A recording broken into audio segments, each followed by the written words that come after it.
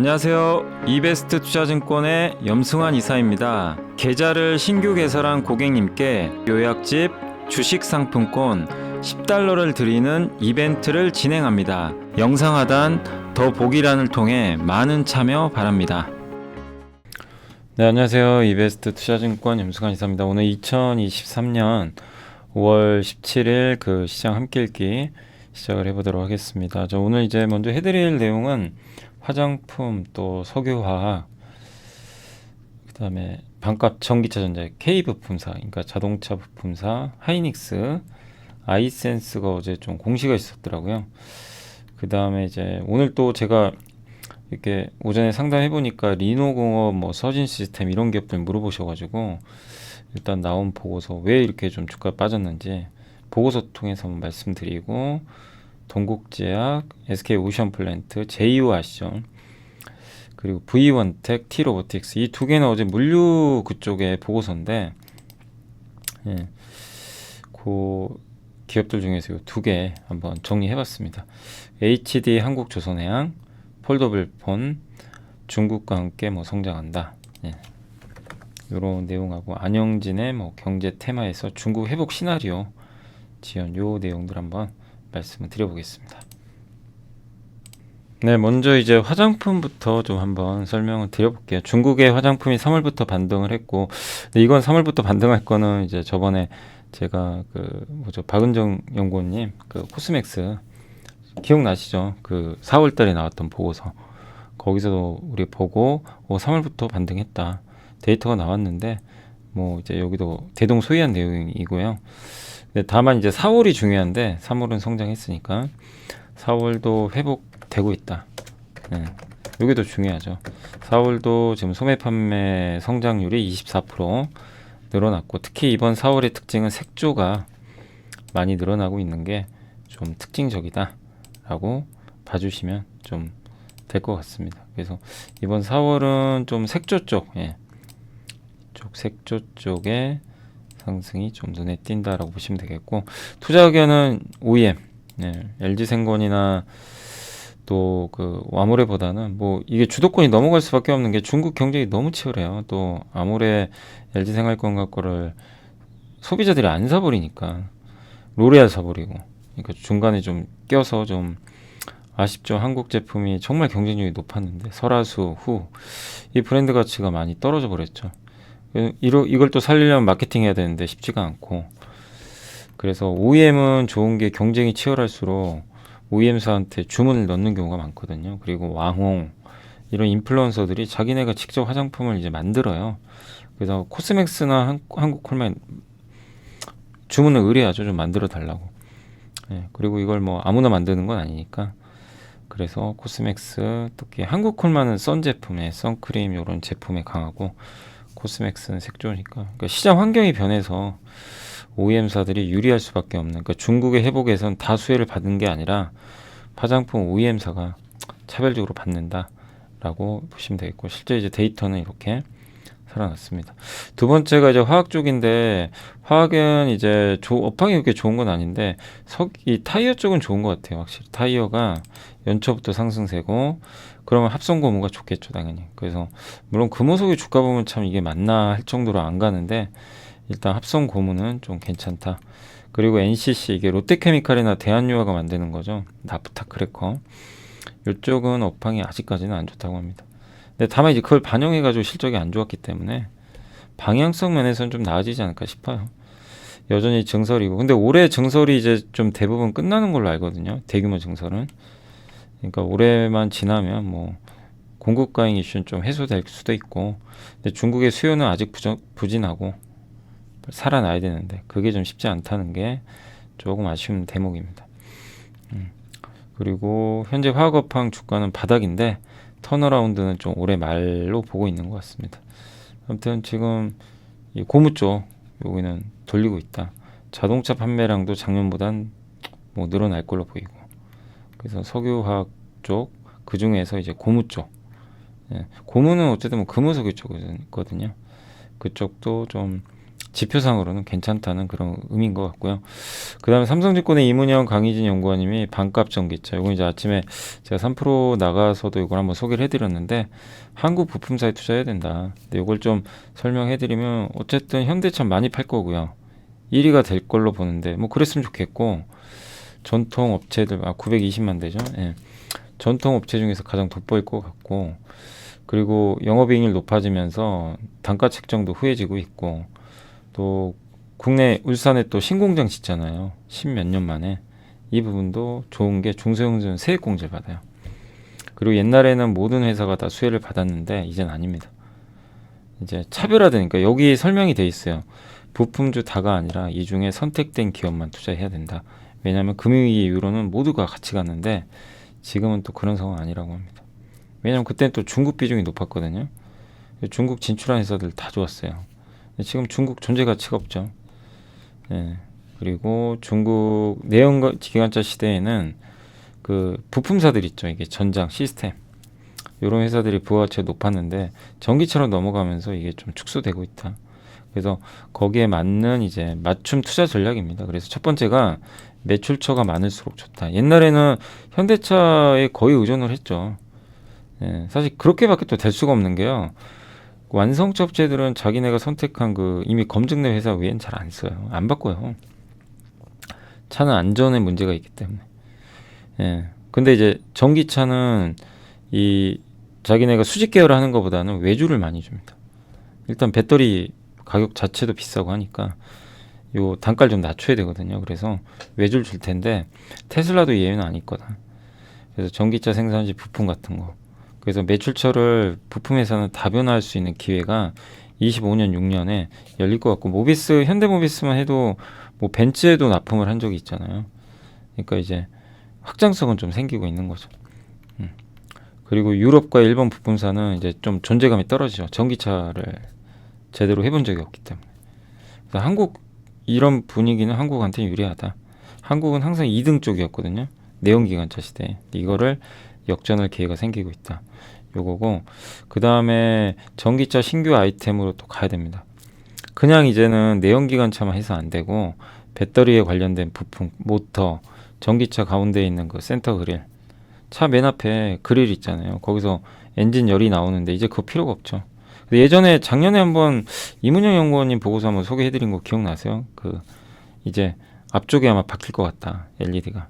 그죠? 예, 실제 이제 그런 디자인이 나오고, 그럼 뭐 SL이 수혜죠, 사실. 예. 그래서 배터리 부품, 그 다음에 표준화 추진하고, 그리고 모터, 이런 것들 할 수 있는 회사들이 가치가 더 올라갈 것 같다. 그리고 미국과 인도에 또 현지 공장이 있는 회사들 유리하겠죠.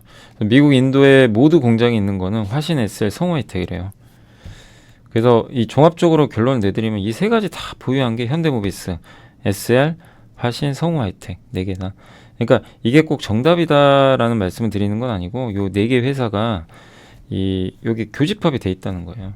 그래서 이 기업들은 긍정적으로 보고 있는, 이게 항상 삼성 그 이문영 연구원님이 강조하셨던 종목들이죠. 요새 SL이 또 뒤늦게 많이 갔죠.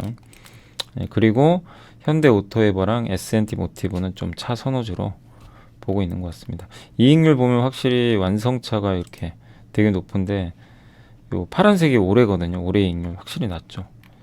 그 다음에 우리나라 점유율 조금씩 회복되고, 이제 뭐 좋을 일만 남았죠. 너무 낮았으니까. 그리고 요게 이제 현대차 그룹의 전기차. BMS는 뭐냐면 배터리, 어쨌든 이제 배터리가 잘 효율적으로 이제 이렇게 뭐 충방전 할 수 있고 할 수 있게 배터리 매니지먼트 시스템을 깔아줘야 돼요. 배터리를 또 관리도 해주고, 예, 그런 건데, 이제 그걸 하는 회사가 현대모비스 SL이고, 근데 제일 비싼 게 요거죠. BSA. 요걸 하는 회사가 성우혜택도 해요. 현대모비스. 그러니까 배터리 팩 있죠. 큰 팩. 이 팩을 여러 개 또 묶어가지고 차에 딱 실어야 되거든요. 근데 그 배터리 팩을 모아서 이제 조립하는 거예요. BSA. 이제 거기다가 거기서 하는 역할은 모터에다가 전기를 줘야 됩니다. 모터에 연결해 줘야죠. 예, 그런 거. 그러니까 전기를 또 배터리를 통해서 전달할 수 있는 그런 하나의 그 부품이라고 보시면 돼요. 이게 단가가 굉장히 높습니다. BSA라고 그러고, 배터리 시스템 어셈블리라고 하죠.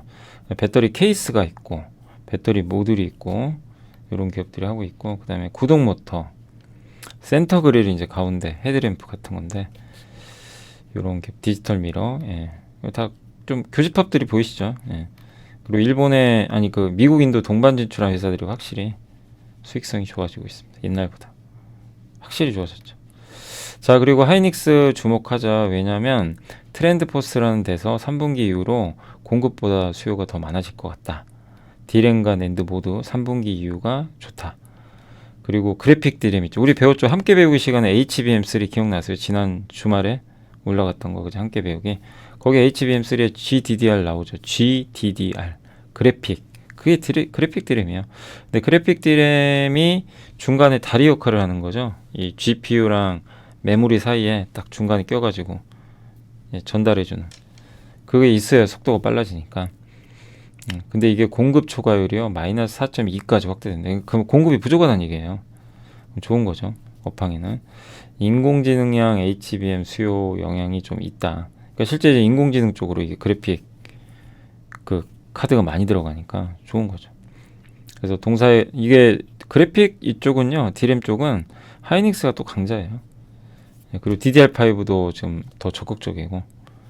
예. 그래서 2분기 출하 성장률도 올라갈 것 같고, 또 무엇보다 키옥시아랑 에스턴 디지털 합병할 가능성이 높아졌는데, 이렇게 되면 하이닉스가 키옥시아 지분 갖고 있거든요. 그 4조 투자했어요 옛날에.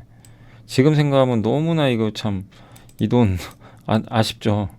저 돈 있으면 지금 좀 여유가 생길 텐데, 그래서 이걸 아마 팔고 싶을 것 같아요. 제가 봤을 때 하이닉스 입장에선. 예. 그래서 자산 평가조라도 단행했는데, 둘이 합병하면 자산 가치가 올라갈 수 있거든요. 그래서 이 부분도 플러스 요인이다. 적자도 줄어들 거고. 그래서 하이닉스가 상당히 안 좋았지만 조금 좋아지지 않을까 하는 그런 내용인 것 같습니다. 네, 그리고 PBR 여전히 싸고요. 뭐 아직도 낮은 위치죠. 근데 저는 개인적으로 이제 9만 원 이하면, 그때 8만 원 이하 깨졌을 때는 정말 절호의 찬스였고요. 9만 원 이하도 나쁘진 않다. 그리고 재고가 2분기에 피크면, 이게 진짜 맞으면 지금 투자해야 되는 게 맞죠. 이게 맞을지 안 맞을지 우리가 모르니까 여러분들 보잖아요. 저거 맞아? 그러니까 2분기 재고가 최고면 지금 무조건 사야 돼요. 투자는. 그죠? 근데 왜 사람들이 주저해요? 모르니까. 아니 3분기 더 늘어날 수도 있고.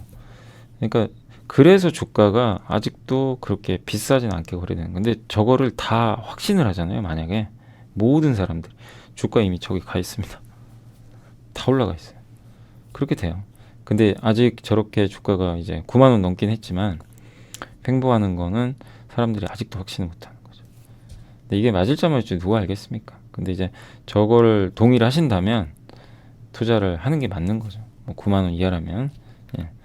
아이센스는 이제 어제 공시가 나왔는데, 아가매트릭스라는 회사에 이 100% 그러니까 이 회사를 인수해 버렸어요. 그러니까 이 혈당을 측정할 때 스트립 있죠, 여기. 예. 이렇게 딱 주사 같은 거죠. 그렇게 해서 이제 혈당 참 이게 번거롭죠, 되게. 근데 그 혈당 측정기 들어가는 이제 스트립, 요거를 저 아가매트릭스에 공급을 하거든요, 아이센스가. 근데 저 공급사를 아이센스가 인수해 버렸어요. 영업력이 있는 회사입니다. 되게 오래됐고. 그래서 옛날에 미국 회사랑 지금 이번 두 개를 인수했는데, 현금 여력도 있어서 그렇게 부담 없고요. 또 유통 채널이 늘어나요, 저런 걸 인수하게 되면. 얼마 전에 TNL 기억나시죠? TNL이 히어로라는 회사에 납품을 하는데, 이 히어로를 CNI 거기서 인수해 버렸죠. 그래서 실제 이번 실적 봤더니 영업력이 좋아졌어요. 예, 유통 채널이. 약간 이제 아이센스도 그럴 수 있는 거죠. 다만 아이센스는 이제 지금 한 가지 숙제가 남아 있는 게 식약처의 승인을 앞두고 있습니다. 그래서 빨리 좀 승인 받았으면 좋겠는데, 연속 혈당 측정. 지금 만드는 건 연속 혈당 측정은 아니고 계속 일일이 체열을 해야 돼요. 연속 혈당 측정은 뭐냐면은 24시간 패치만 딱 붙여놓으면 혈당을 계속 측정할 수 있어요. 스마트폰으로 보면서. 그러니까 당뇨 환자분들 입장에서 되게 편하죠. 저거를 만들었는데 지금 식약처에 그 허가 신청까지는 해놨거든요. 그래서 좀 잘 돼서 허가 받으면 이제 모멘텀이 나오겠죠. 그리고 유럽도 갈 거고. 예. 그래서 올해 좀 좋은 결과 있었으면 좋겠고, 아무튼 아가매트릭스는 또 지금 매출도 꽤 나오고 영업이익도 있습니다. 그러니까 이번 인수로 영업이익률도 개선, 외형 성장, 주가는 아주 비싼 건 아니고요. 다만 이제 마지막 남은 고비, 연속 혈당 측정기 승인, 이게 좀 잘 되길 기대해 보겠습니다. 그리고 리노공업 많이들 물어보셔가지고 이 리노공업이 그 일단 목표 주가는 저희 당사에서 어제 낮췄는데 이 지난 2, 3년간 해외 대형 고객사로 급증했던 그 연구 개발 있죠. 이게 포고핀이라고 ISC랑 어떻게 보면 경쟁사죠. 그래서 테스트하는 거죠. 핀 꽂아가지고.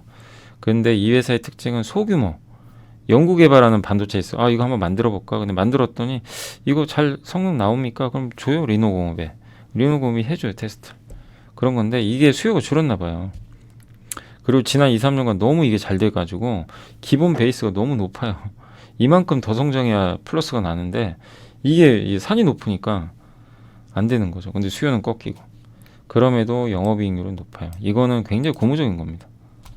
예. 그래서 동사 기술력, 그러니까 이게 있기 때문에 저는 보유를 해도 된다.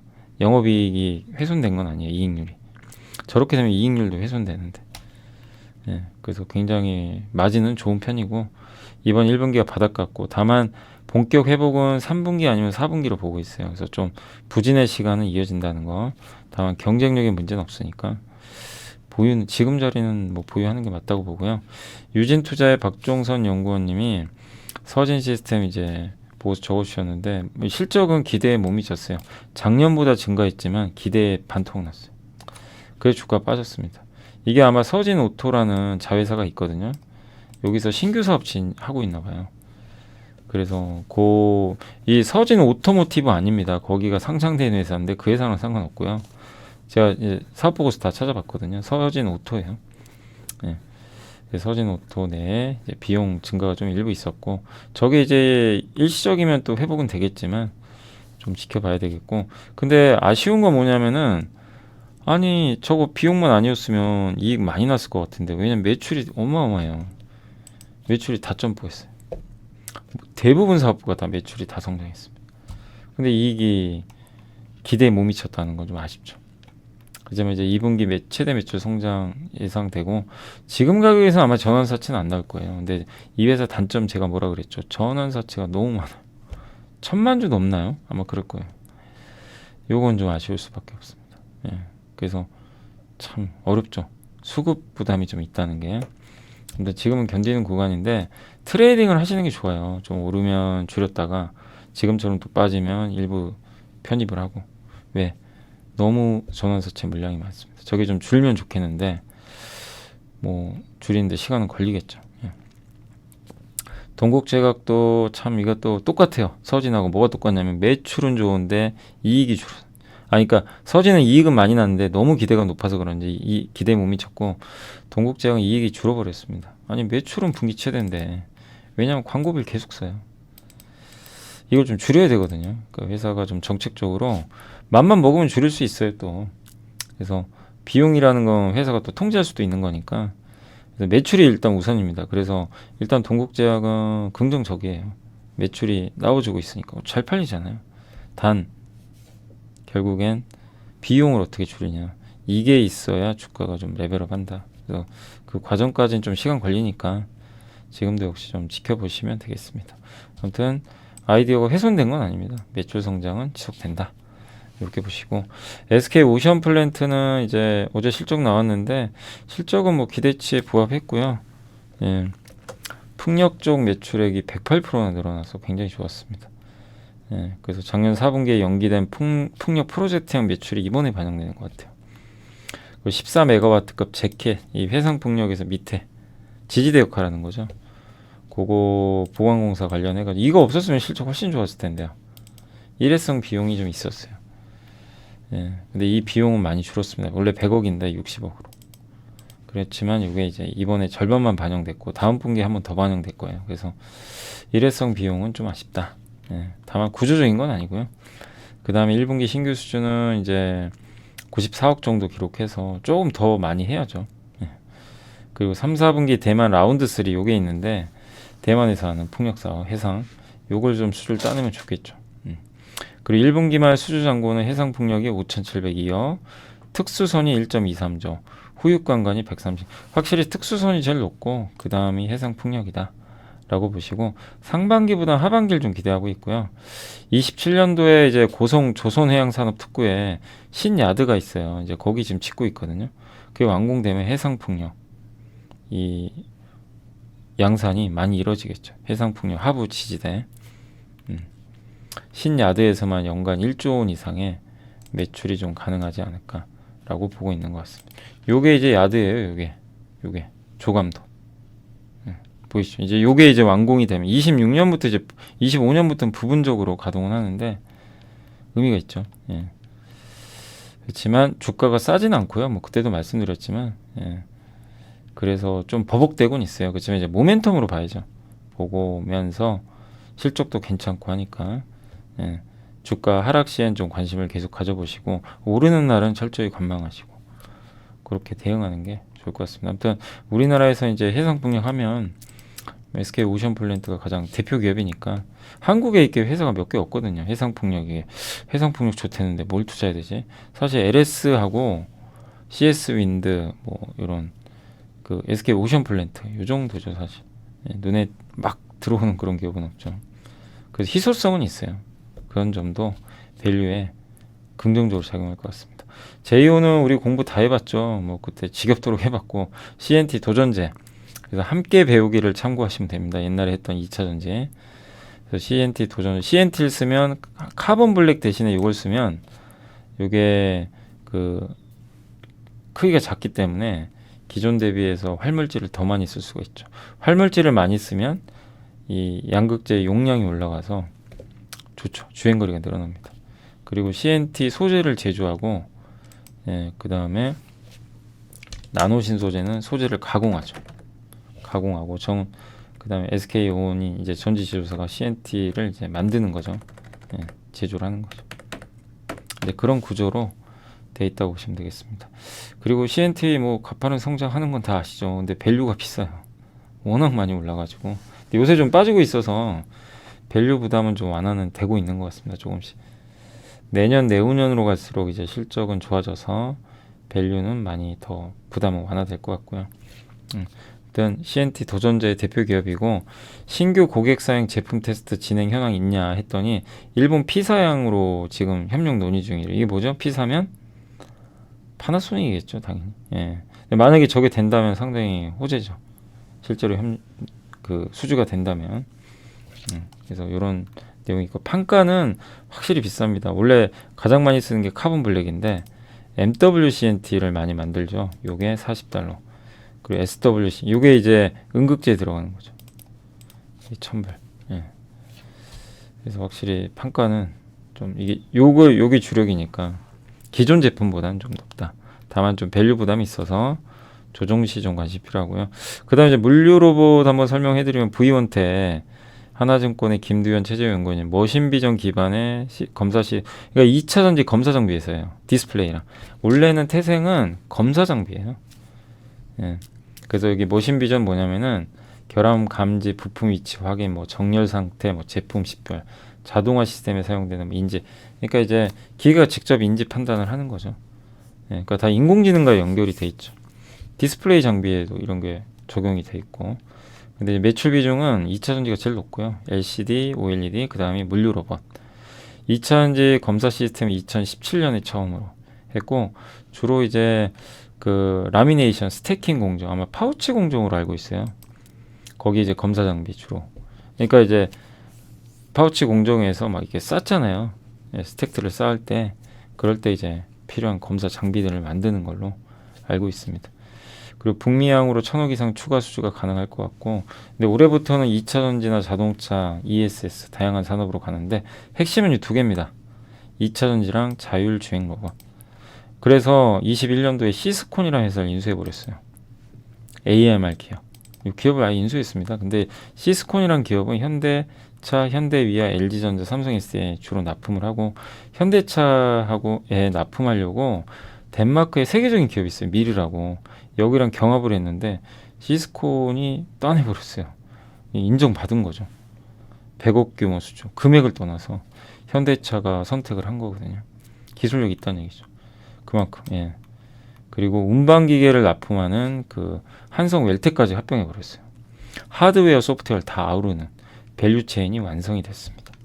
그리고 2차전지 자동차 ESS도 서비스 로봇까지 확장되니까 이런 부분도 좋고, 특히 아마 자동차 쪽이 좀 괜찮을 것 같아요. 자동차 공장들 많이 늘어나면서 미국에 많이 지으니까 그쪽에 들어갈 수도 있죠.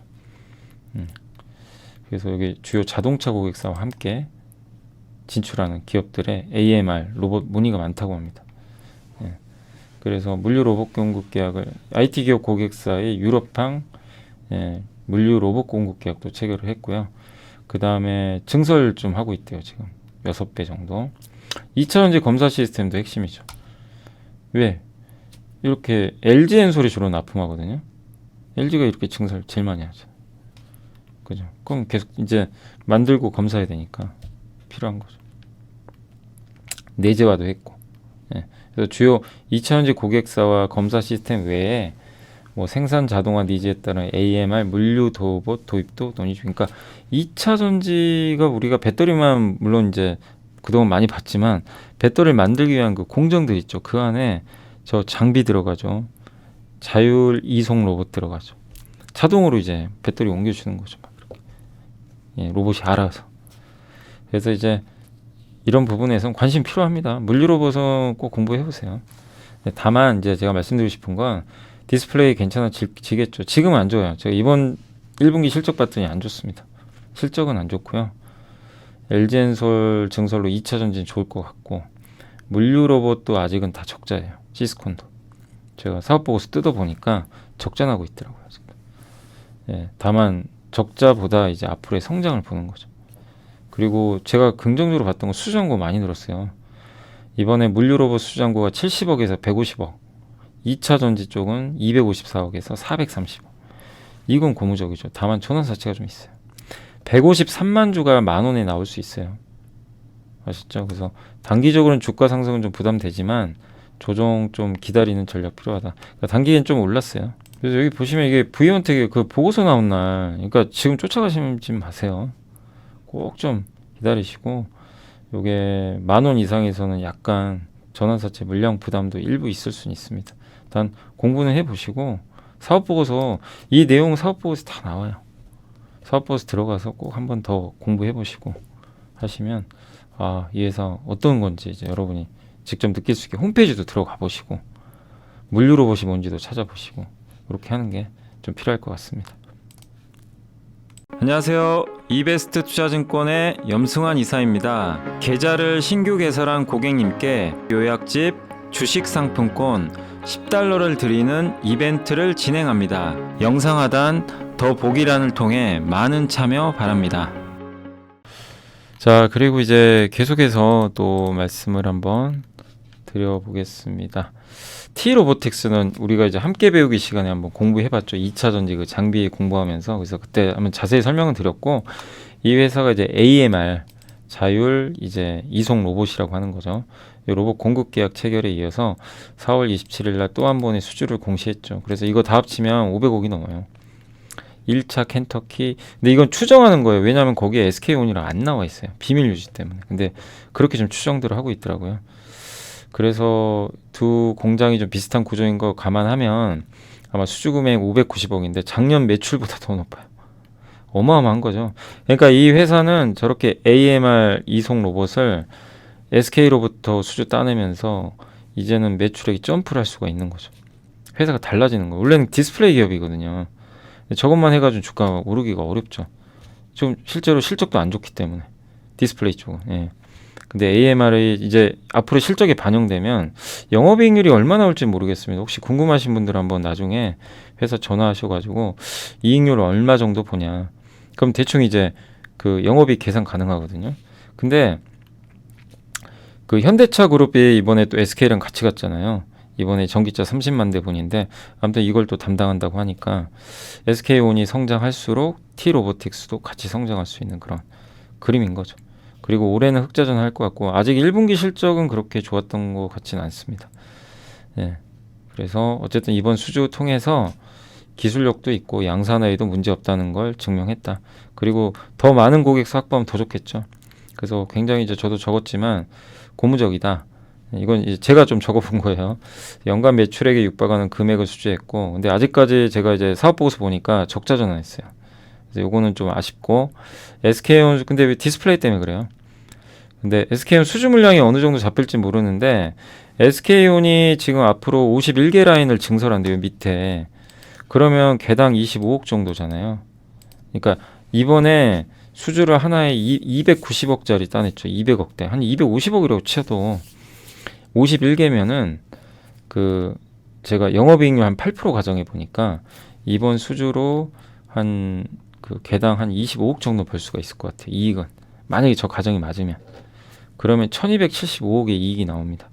그럼 POR 기준으로 그러니까 영업이익 기준이에요. PER 말고 요 5는 영업 그러니까 다른 거 빼고 영업이익 기준으로 퍼가 2배밖에 안 돼요.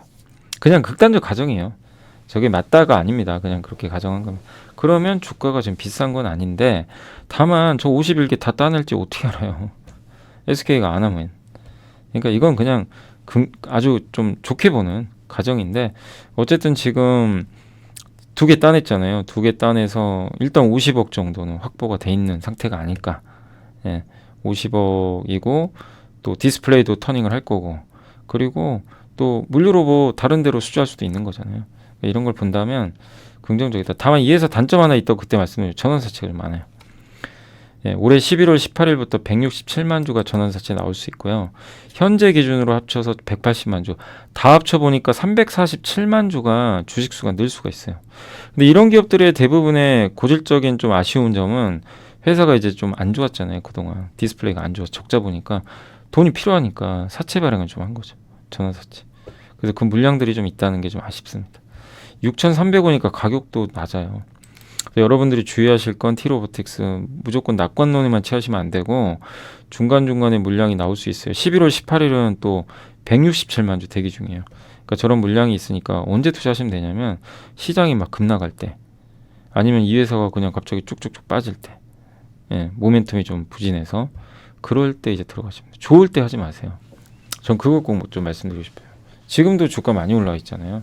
그러니까 투자는 좀 혹시라도 뭐 이 T로보틱스가 물론 T로보틱스의 회사에 문제가 생기거나 경쟁력이 안 좋아서 급락해서 사는 건 아니고 그냥 정상적인 과정에서 지수가 뭐 폭락을 한다거나 아니면 T로보틱스가 뭐 수급악화나 이런 거 되면 갑자기 급락한다거나 아니면 전환사채 물량이 나와서 갑자기 팍 빠졌어요. 그럼 오히려 좋은 찬스죠. 네, 그런 경우를 이용하자는 겁니다. 네, 그래서 물류로봇 공략하시는 건 좀 그렇게 보시면 되겠고 그리고 요거 제가 잠깐만 영상 여기 물류로봇에 대해서 여러분들 조금 감이 안 오실 수도 있으니까 영상을 보시면 이게 화질이 좀 안 좋네. 이게 벤츠래요. 벤츠.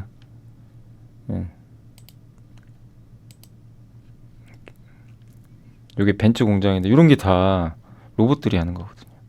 벤츠 공장이 다 이게 보시면 사람도 있는데 대부분 좀 전자동화 돼 있거든요.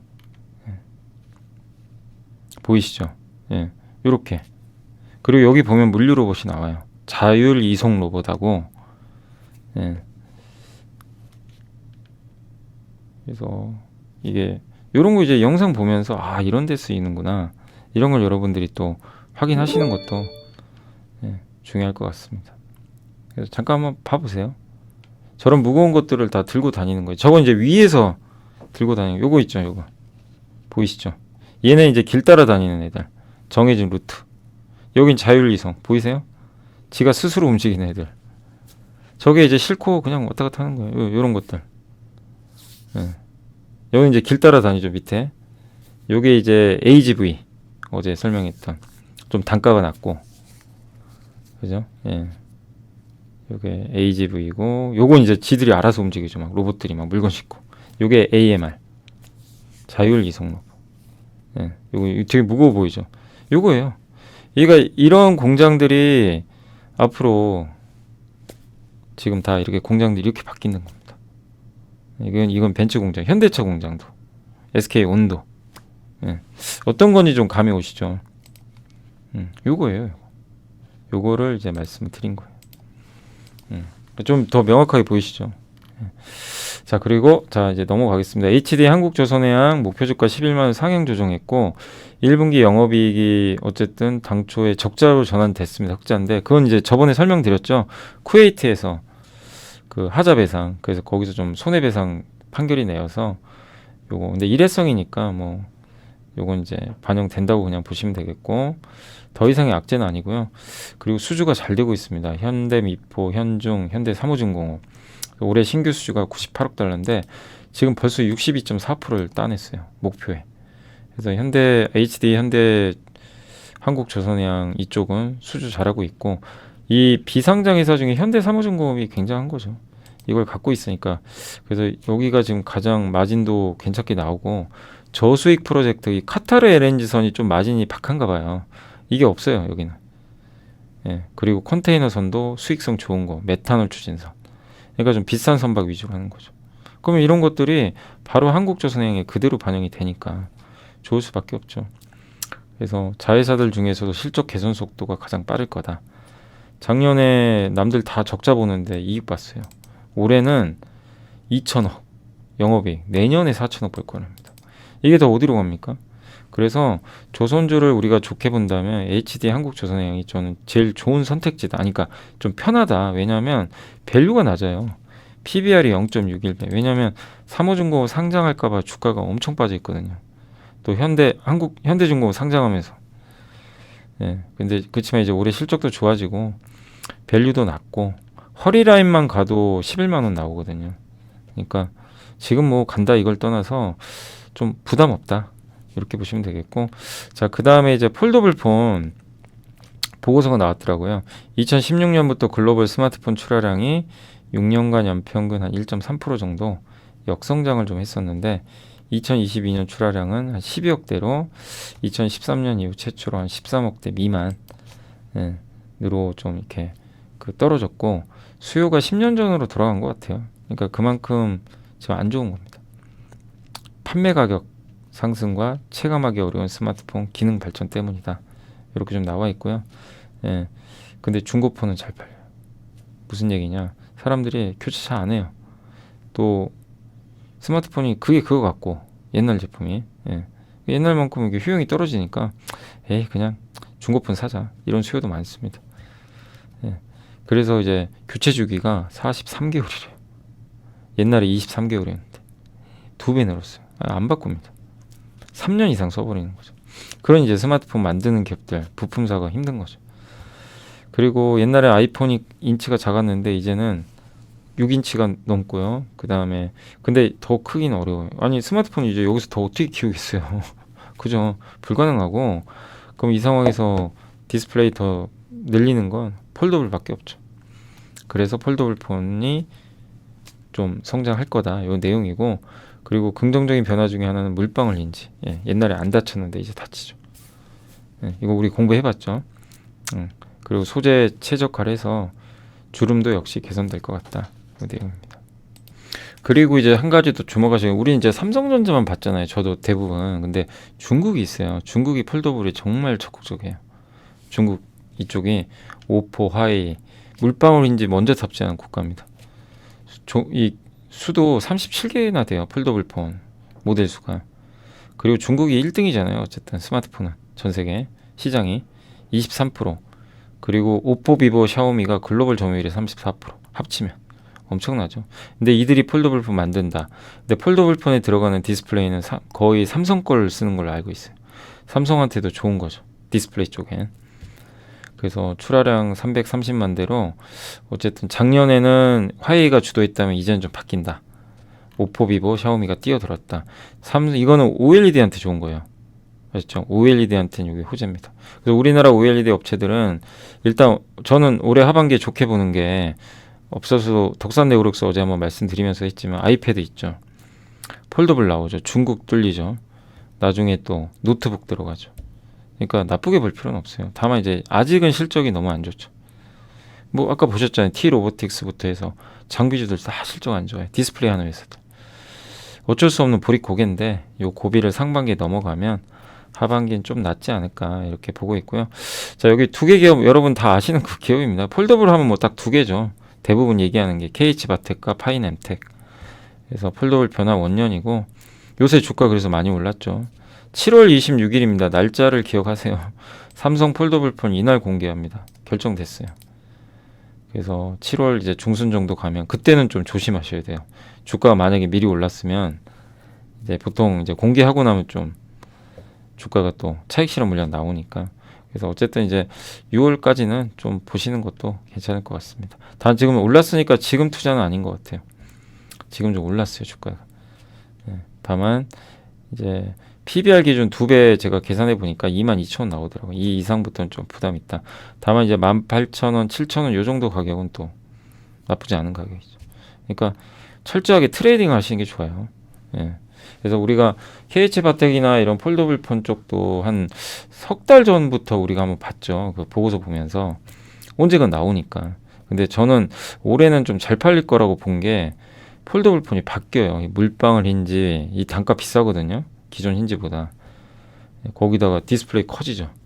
그래서 올해는 좀 기대를 하고 있고 저도 구매를 해볼까 고민하고 있고 저는 이제 이렇게 갤럭시 이건 폴더블 있죠. 예, Z 폴더 그걸 해가지고 좀 보고서 볼 때 좋을 것 같더라고요. 이렇게 쫙 펴서 그래서 한번 고민은 좀 하고 있고 파이넴텍은 주로 이제 안 보이는 힌지 있어요. 내장 힌지 그거 만드는데 이 회사도 외장 힌지 쪽도 좀 들어올 것 같더라고요. 그래서 파이넴텍도 괜찮을 것 같습니다. 특히 중국 시장이 확대되면서 수혜를 좀 받을 걸로 파이넴텍은 좀 보고 있고 다만 이제 이 회사도 똑같은 전략이죠. 7월 가면 조금 이제 그때 이제 재료들이 노출되니까 지금은 괜찮은데 기대감을 가지시되 7월 중순 이후로는 조금은 좀 보수적으로 보자 요 내용입니다. 예. 그래서 지금 그걸 고민할 단계는 아니고 지금 보유해 가시면 되겠죠. 그리고 글로벌 스마트폰 출하량 교체 주기가 이렇게 길어졌어요. 스마트폰 안 팔립니다. 중국이 팔려야 되는데 중국 스마트폰이 팔려야 다 행복해지는데 안 팔리더라고요. 그게 좀 아쉽고 예, 그래서 폴더블 폰이 좀 대안이다 뭐 그런 내용인 것 같고요. SK의 이제 안영기 연구원님이 중국이 좀 답답한 게 산업 생산도 지금 예상의 지금 절반밖에 안 되고요. 소비자 그 판매도 소매 판매도 예상 미달, 고정 투자도 예상 미달. 다 좀 아쉬워요. 예. 그래서 좀 이번 데이터는 좀 아쉬웠고 중국이 우리 예상만큼 안 돼요. 그래서 지금 달러는 그러니까 원달러 환율 자꾸 올라가는 게 그러니까 모든 게 우리 하반기 증시의 제일 복병 중에 하나가요. 미국 물가 잡히거든요. 중국이 살아나야 됩니다. 이게 안 되면 추세적 강세장이 나오기가 어려워요. 왜냐하면 중국이 살아야 또 반도체도 가거든요. 예. 그래서 반도체가 오를 수는 있어요. 어느 정도 오를 수는 있는데 더 강한 랠리가 나오려면 중국이 뒤에서 이게 푸시업을 좀 해줘야 되는데 그럼 중국 수요. 근데 아직은 아닙니다. 그래서 저는 이제 계속 관찰하는 게 중국의 제조업이거든요. 이게 살아나야 됩니다. 근데 일각에서는 중국 제조업 그 재고 조정 거의 다 끝나간다. 이렇게 보는 분도 있고 아니다. 중국 안 좋다. 예상보다 좋지 않다. 그렇다고 금리 인하할 환경도 아니고 예, 디플레로 가는 것 같은데 그게 참 어려운 것 같습니다. 그래서 결국엔 중국의 제조업 잘 보고 중국이 금리 인하 했으면 좋겠어요. 부양책 저는 좀 써야 된다고 생각하거든요. 중국이. 근데 그런 걸 할 수 있을지 모르겠습니다. 아직은 지금 금리 동결 쪽이에요. 그래서 인하 쪽으로 간다면 분위기는 바뀔 텐데 그건 계속 체크를 해봐야 될 것 같습니다. 아무튼 좀 어떤 지금 흐름인지는 좀 아시겠죠? 예. 지금 어쨌든 시장은 계속해서 그 중국의 회복을 기다리는데 기다리는 회복이 예상만큼 지금 강하지가 않아서 좀 답답하다. 그래서 또 계속 관찰하자고요. 예. 그래서 그게 좋아지는 신호가 나올 때 한국 증시도 굉장히 좀 탄탄하게 가지 않을까 그런 생각을 일단 해보고는 있습니다. 자 그리고 이제 내부자 매수 쪽에서는 어제 있었던 게 그 이노와이어리스 아시죠? 이노와이어리스가 그 통신장비 회사인데 이 회사가 1,500주 정도 거기 사내 이사가 있었고 와이젠터는 이분이요 산지 얼마 안 됐거든요. 근데 사고 바로 공시하는 게 아니라 정말 이분 투자 잘하신 것 같습니다. 지금 와이젠터 날라가 버렸잖아요. 근데 64,000에 사신 거예요. 며칠 전에 얼마 전에. 예. 주가 아마 모르겠습니다. 아무튼 여기 김성희 부사장님이 근데 이분 샀으니까 나 사야지 이게 아니고 이거 64,000원에 샀어요. 5억이나. 예. 그러니까 내부자 매수를 무시할 수는 없는데 아쉽게 공시 시점이 좀 늦죠. 바로 해도 공시를 바로 하는 것보다도 보통 이제 일주일 안에 하면 되거든요. 예. 근데 그 사이에 이제 주가 올라가 버린 거예요. 예. 아무튼 이제 요런 내부자 매수가 있었다는 거 참고만 해주시면 좋겠습니다. 자, 오늘 이제 시장 마지막으로 좀 말씀드리겠습니다. 오늘 증시는 코스닥이요. 정말 그동안의 기록적인 하락을 좀 딛고 좋았고, 오늘 그리고 무엇보다 분위기 좋은 게 고르게 갔어요. 특정 섹터에 집중된 게 아니고 고르게 가서 좋았고, 코스피도 아주 강하진 않았지만 아쉬운 게 삼성전자, 그는 하이닉스가 힘을 내주고 LG엔솔이 힘을 내주면서 오늘 코스피 쪽도 좋은 분위기를 연출을 했다라고 보시면 좋을 것 같습니다. 오늘 보시면 외국인 기관이 많이 샀고요. 개인들은 좀 팔고 있습니다. 오늘 코스닥을 3천억이나 팔아버렸어요. 그동안 이제 많이 매수를 하셨는데 오늘은 좀 매도가 많았고, 오늘은 여행주 오랜만에 좋았습니다. 예, 롯데관광개발이 10%나 올랐고요. 많이 빠졌죠 사실. 엔터주 독보적입니다. 아까 YG엔터, 그러니까 다른 좀 모더른 엔터주들 있죠. 이쪽도 오늘 좀 올라갔어요. 그래서 분위기 좋았고, 오늘 그러다 보니까 이제 이쪽 영상 컨텐츠 쪽도 뭐 웹툰, 뭐 드라마 제작사 다 분위기 좋아요. SBS도 오랜만에 올랐죠. 그래서 오늘은 한마디로 이제 K 컬처 관련된 기업들의 주가가 대부분 다 좋은 쪽으로 흘러가서 웹툰도 좋았고, 그다음에 타이어가 어제 급락했는데 오늘은 조금 진정은 됐습니다. 그리고 2차 전지 오늘 셀이 좋았어요. 배터리 제조사들이 보통 이제 소재가 강한데 오늘은 그것도 좀 특징적이었고, 그다음에 카지노 롯데관광개발 때문인데, 그리고 GKL 좋았습니다. 임플란트 오늘도 좋았고요. 덴티움, 뭐 레이, 디오, 디오는 좀 약했고 덴티움과 레이가 좋았고요. OLED 그 LG가 삼성에 납품할 거다라는 이제 얘기가 나오면서 OLED 패널 좋았고, 야스, 뭐 이녹스 첨단 소재, HB텍, 덕산도 오랜만에 올랐죠. 그래서 오늘은 OLED도 분위기가 좀 괜찮았습니다. 또 오늘 정말 카카오네이버가 동방급등한 거 오랜만에 보고요. 미용 의료기기도 파마 리서치 오늘도 좋았던 것 같습니다. 공작기계 좋았고요. 예. 현대 위아가 좋았네요 오늘. 그리고 전기차, 2차전, 자동차 부품 회사들도 요새 계속 좋아요. 오늘 성우 하이텍이 또 급등했습니다. 그리고 아이폰 관련주가 이제 오늘 좀 괜찮았죠. 예. LG노텍이 좀 살아나고 있고, 카메라 관련주들, 퓨런티어가 좀 많이 올랐네요. 퓨런티어도 되게 인상적이었죠. 이번 실적도 되게 늦었는데 주가가 아주 지금 뭐 싼 건 아니지만 인상적이었고, 그리고 2차전지 장비 좋았고요. 오늘 좀 장비주들도 괜찮았네요. 그리고 반도체 쪽도 일부 좀 살아났고, 그러니까 2차 전지 반도체 뭐 다 괜찮았어요.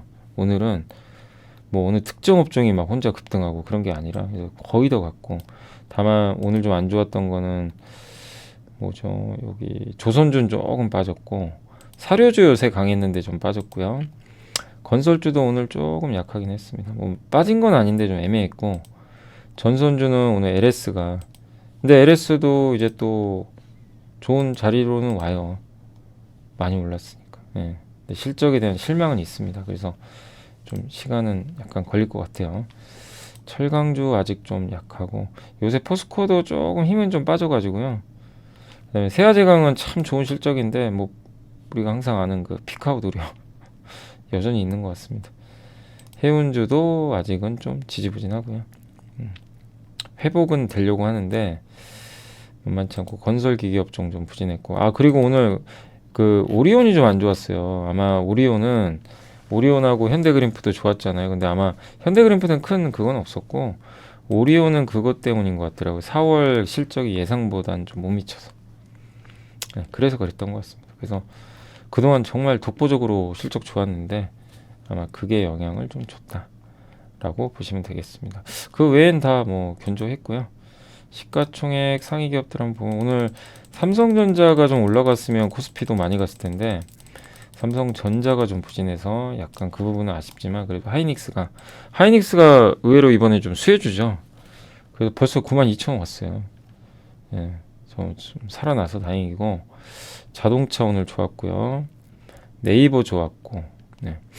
셀트리온도 이제 조금씩 살아나고 있고요. 예. 그리고 오늘 HMM은 좀 안 좋았네요. SKI 테크놀로지, LG 디스플레이 좋았고 오리온은 그 실적 그러니까 4월. 그리고 HLB는 아마 간암 치료제를 뭐 FDA 뭐 신청했다 이 뉴스가 있는 것 같더라고요. 아마 그래서 간 것 같아요. 예. 미국 신약 신청한 거예요. 승인 여부는 모르지만 FDA가 결정하겠지만 이제 기대감이 생겨서 저거 진짜 승인 받으면 굉장한 거죠. 예. 또 한국 바이오 역사에 또 이정표라는 간암 치료제잖아요. 예. 그래서 어떤 결과가 나올지는 한번 지켜보겠습니다. 아무튼 오늘은 이제 그 기대감으로 올랐고 그리고 한국 타이어 좀 회복됐고 JYP 좋았고 현대차 우선주가 참 견조한 것 같습니다. 계속 현대 오토에버 오랜만에 좋았습니다. 그리고 금양은 요새 좀 계속 빠지는 것 같고요. 그 불성실 공실 법인 아마 그것 때문인 것 같고요. 그 다음에 롯데 에너지 머티리얼즈 SM 좋았고 네. 한솔 케미칼은 참 어려운 기업이다 진짜. 어젠 또 좋았는데 계속 그냥 옆으로 가는 것 같아요. 특별한 내용은 없었습니다. 그리고 오늘 현대 인프라코어가 좀 안 좋았군요. 굴삭기가 오늘 좀 되게 분위기가 좀 안 좋았네요. 두산 인프라코어. 그리고 메디톡스가 요새 좀 많이 빠지고 있고 그리고 건설기계. 근데 굴삭기 쪽도 특별한 이슈는 없는데요. 오늘 좀 빠진 것 같습니다. 많이 올랐었어요 사실. 많이 오른 기업들 중에는 일부 오늘 좀 빠지는 기업들도 좀 있었던 것 같습니다. 네, 그 정도 말씀을 일단 드리겠습니다. 자, 아무튼 오늘 고생하셨고, 예, 제가 아무튼 내일 또 목요일인데 내일 또 이 시간에 방송하겠고요. 아무튼 오늘 수고들 하셨고 물류로봇도 한번 그러니까 지금은 저는 솔직히 투자하는 건 솔직히 좀 그래요. 왜냐면 기업들이 좀 올라왔기 때문에 편한 위치는 아닌데 이럴 때 공부를 좀 해놓으면 좋을 것 같고 나중에 저도 이제 아직은 아니고요. 좀 나중에 그쪽도 함께 배우기에 뭐 올려드릴 예정은 있어요. 로봇 쪽도. 예. 그래서 한번 고민해 보시고 영상도 찾아보시고 그게 공부예요. 뭐 다른 게 공부가 아니고 직접 해보는 거예요. 부딪혀보고 뭐 안 되면 안 되는 대로 되면 되는 대로 공부하고 그러면서 얻는 게 있죠. 이제 그러니까 이번에 그 라더견 관련해가지고 SG 사건 이거의 그 근본 원인 중에 하나는 뭐죠? 당연히 주가 조작하면 안 되죠. 근데 뭐냐면은 결국엔 그 공짜 정심을 너무 원했던 거예요. 공짜 정심. 이렇게 맡겼더니 돈이 잘 벌리잖아요. 너무나 편하게. 난 아무것도 안 해도 돼요. 돈만 맡겼더니 돈이 그냥 몇 배가 되는 거죠. 이 세상에 그런 게 어디 있어요. 이 세상에 그런 거 없어요. 그런 건 없습니다. 예. 분명히 말씀드리지만 이 세상에 그런 공짜 정심은 이 세상 어디도 없어요. 그 공짜 정심을 받는 순간 대가가 와요. 또 나중에. 그래서 투자하실 때 꼭 그런 부분 염두에 두시고 부딪혀 보세요. 직접. 깨져도 보시고 수익도 내보시고 직접 관찰도 하고 자료도 만들어 보고 전화도 해보고 그러면서 해야 그게 얻는 게 있는 거예요. 실패도 얻는 게 있고 수익도 얻는 게 있어요. 근데 그렇게 이제 남한테 맡기기만 해가지고는 아무것도 얻는 거 없죠. 예. 근데 내가 정말 공부 못하고 나는 내 능력이 안 된다. 아무리 해도 안 된다. 그러면 맡겨야죠. 저기 이제 간접 펀드나 예. 이제 그런 경우 그렇게 하시면 돼요. 내가 도저히 나 못하겠다. 그런 경우는 하셔도 되겠지만 직접 하시는 분이라면 어쨌든 노력은 좀 필요하다라고 말씀을 드리겠습니다. 자, 아무튼 오늘 고생하셨고 저는 내일 또 뵙겠습니다. 좋은 저녁 되시기 바랍니다. 감사합니다.